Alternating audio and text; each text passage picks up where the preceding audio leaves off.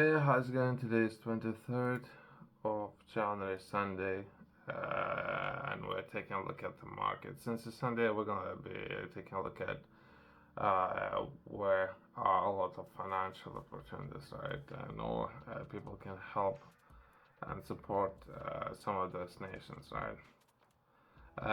In this video, I'll try to do it in 10. Maybe it's gonna be 15, but perhaps if we're gonna go in more detail, it might be 20 minutes video. But either way, how much detail we would like to cover, we will determine, right? We can begin by taking a look at fact sheet after the Niger, and it's something that Niger is something that we're gonna be taking a look at, and we're gonna finishing entire video with potentially reaching out to embassy, UK's embassy, but I think they're struggling. I have read I know those articles. I have scrolled over some of those articles, but haven't read it, right? And what we're gonna be taking a look at after the energy production in Niger, and or potentially, right, as of now, I think they're only extracting resources in Niger. So that's a different extracting resources and producing energy. Either way, Niger did not hike uranium prices to 200 euros per kilogram after 2023 coup. So we're gonna be taking a look at or checking facts, right? So that's something that was published 8 months ago. All this information that I'll be sharing will be very related.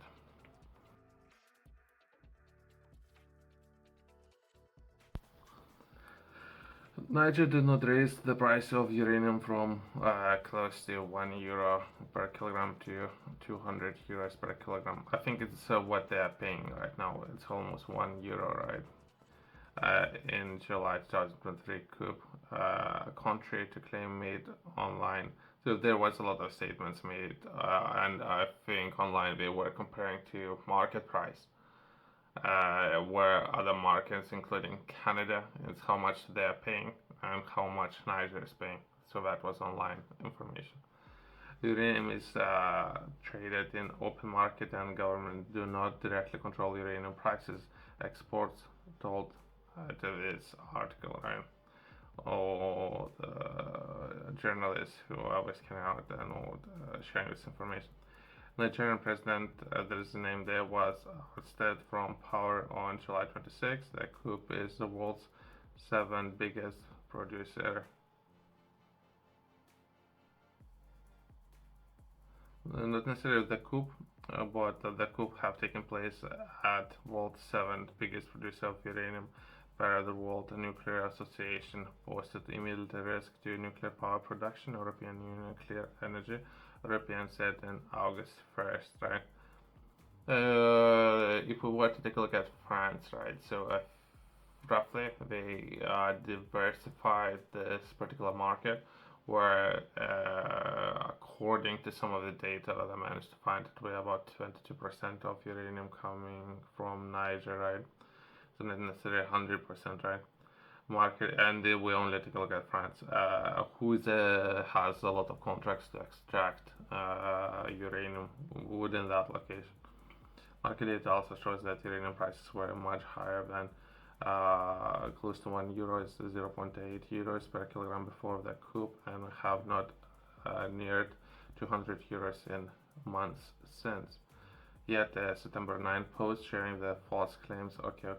So there's a lot of claims made.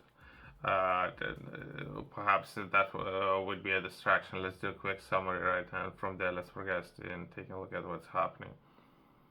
So potentially market price is roughly about 200 euros, but markets can fluctuate, right? Since markets can fluctuate, and if anything, we are taking a look at supply chain. So why would they potentially extract raw minerals and raw resources and send it instead of perhaps producing energy themselves, right? Something that we are taking a look at within this article.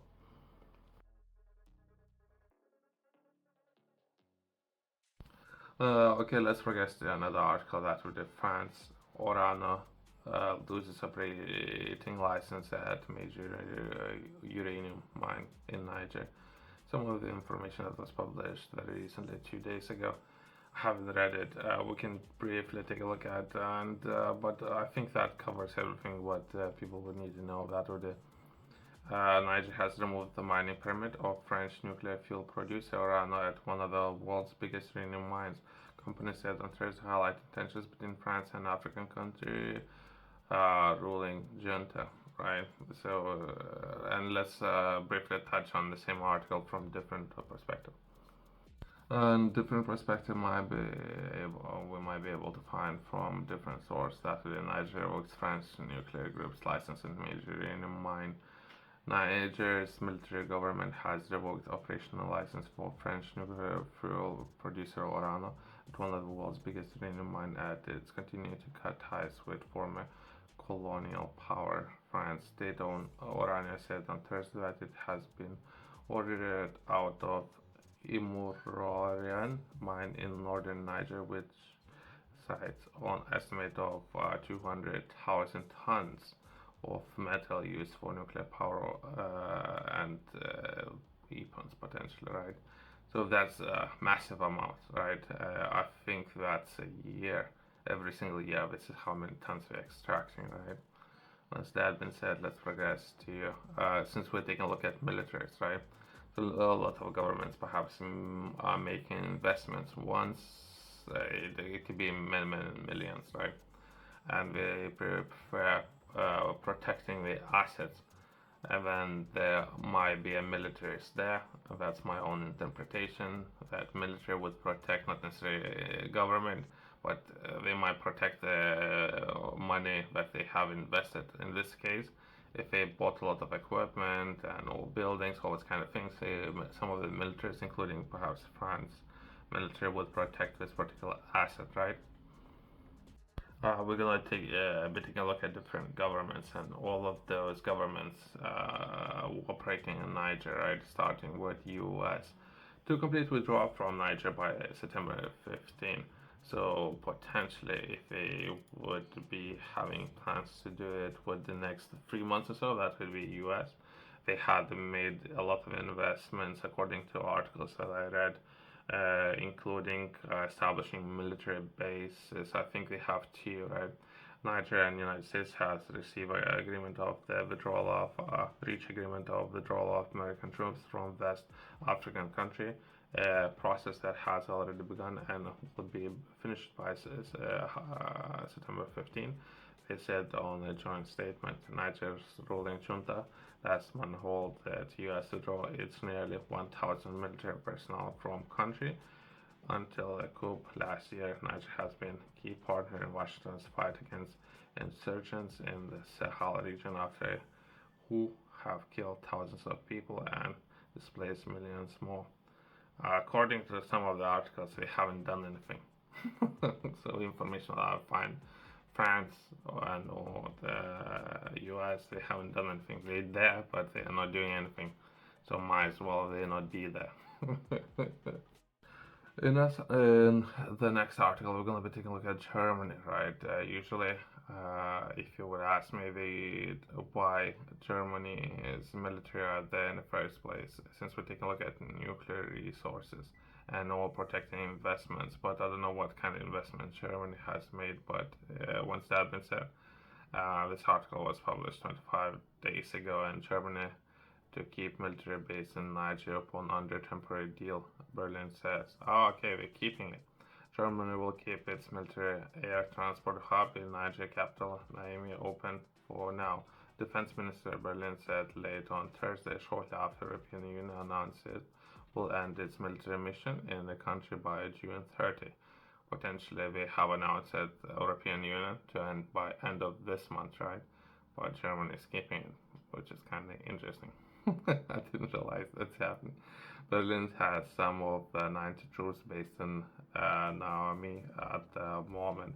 Until a coup 2003, Niger had been a partner of the Western Africa Sahel region against military who had killed thousands of people and displaced millions more. Okay, let's progress. There isn't enough time to cover some of the information in enough detail, right? Estimated in 2002, mission of one of the world's pioneer countries has some 50 to 100 European troops. They are helped by logisticals and infrastructure. So perhaps they, again, they're looking after their own things. There's a lot of fighting going on around them. According to some of the sources, they just there. They're not necessarily there. They're just being there, you know.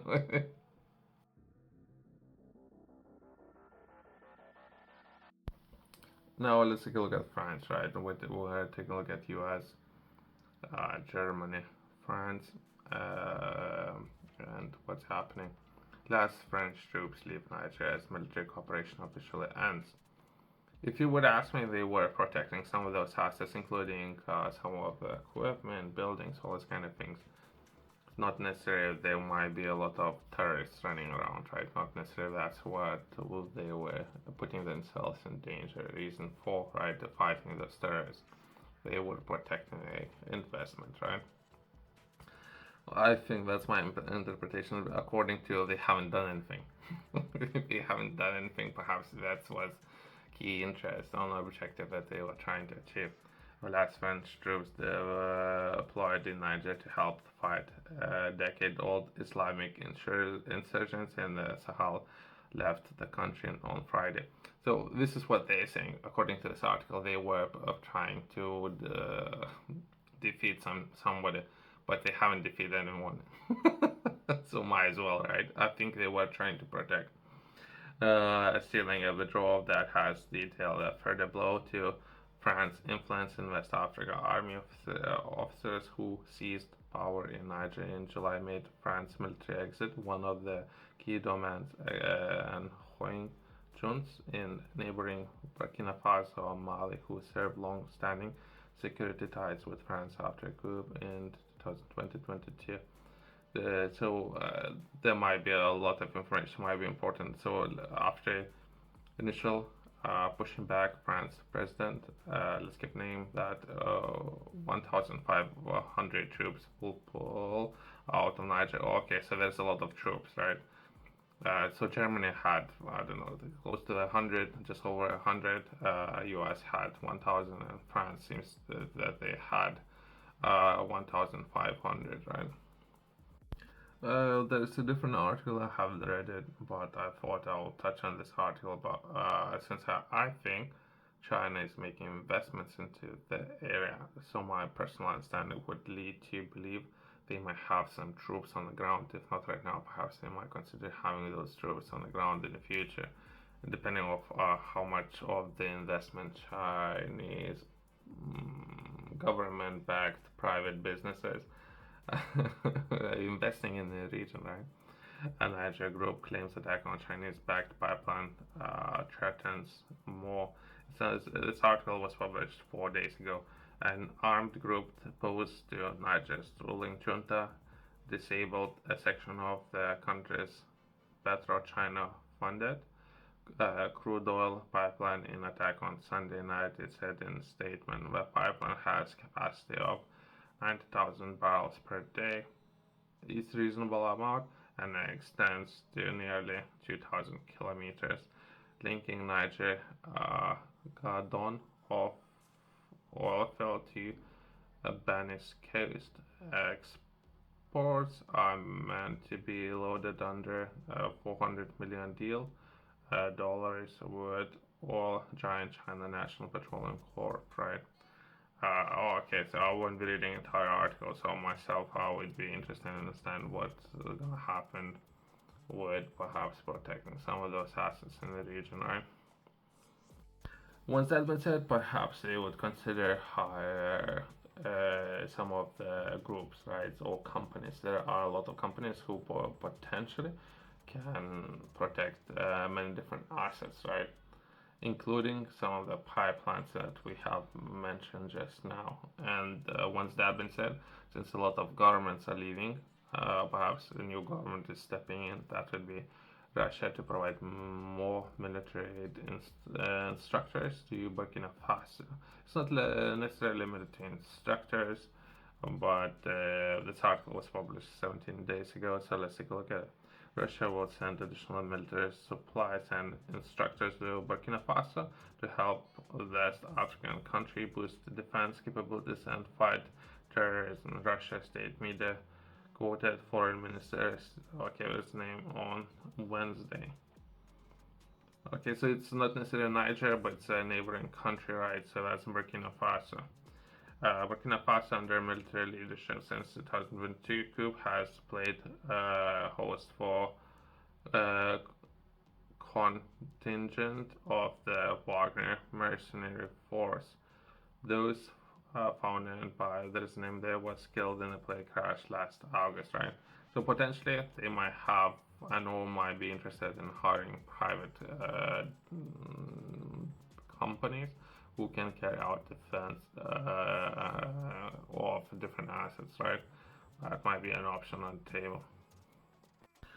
Since I believe idea would be Niger, Mali, and Burkina Faso to form joint force to fight jihadists, right? So that perhaps idea behind it as of now, since what was happening until this point, and better contract might be given to different organizations, right? Why that's important is some of the most recent articles that I managed to find. Something that happened 3 days ago, that really deadly explosion of rock to Rock Chad after ammunition depot fire, right? So I have taken a look at some of the news articles. They were holding a lot of ammunition and all, quote unquote, all kind of equipment in the middle of the town. So that was unrest to a lot of people once that was set on fire or exploded, right? Once that been said, let's progress to the next article, right? Next article is something that happened 6 days ago. That was the Burkina Faso jihadist group. There's a name there. It claims responsibility for border attacks that killed over 100 soldiers. In total, that was I think about 107, which is a terrible thing. But there's a lot of unrest within the area. So there's a, if you would ask me, there's a backlog of issues, right? So left from partners who were operating in this area for many years, decades, right? So there was this request for those partners to leave and new partners or people to come in. So let's take a look at what we have to deal with some of those partners. I think within requirements they were limited only to protection of their own interest in the assets, right? Not necessarily entire regions. So since those people, this is the mess that they have left. So presidents and or administration of different governments ask for to leave and for the people to come in. So perhaps they would be able to make sure that something that's currently happening 3 days ago, 6 days ago, won't be happening anymore, right? And quickly, right, since France company who was extracting a lot of uranium lost license to carry on doing that, they have lost license 2 days ago. Contract and all discussion was highlighted. I don't know, first time I was taking a look at this some time ago, right? But either way, so I thought I'll touch on Niger coup, yeah, and UK's role. I can't find anything about UK's military and what UK is doing in the area. I can't find anyone again. I wish I could. I can't find it. I don't know why. I would like to understand a little better about the UK's military and what UK's military capabilities are and what they're doing in the region, right? Perhaps as of now they're not doing anything, which would be very strange. If UK is not doing anything, it's very strange. But you know, Niger coup of UK reduced number of staff and embassy in the face of unrest after military takeover, right? And this article was published some time ago. I think it's about 8 months, perhaps a little bit longer than that, right? So if myself or others might be interested in reaching out to business department of name of the department, that would be, or embassy, right? Business and trade, or embassy and embassies, embassy of Miami. There's a person there who I have reached out to already. Potentially, let's try to negotiate better terms of the contract, right? When it comes to natural resources and extraction of uranium, right? There might be a lot of good contracts on the table for all parties involved. Otherwise, some of those contracts would not necessarily fall to pieces, right? Once that's been said, thanks for watching. See you next one.